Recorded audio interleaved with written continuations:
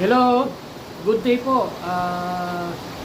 I have to share with you itong aking bed sheet na ginagamit ngayon. With garter siya, no? Tapos quilted sheet every corner, no? So ito ay double bed sheet. Meron na siyang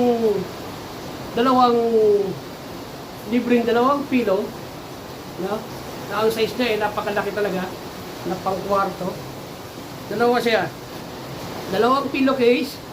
So, tignan nyo mabuti, no? Hindi siya satin. So, ano siya? Microfiber, pure cotton. No? Napakasarap niyang higaan, mga kasuki. No? Kung gusto niyo bumili nito, itong bedsheet na to, no, nagkakahalaga lang siya ng 285. No? Double na siya.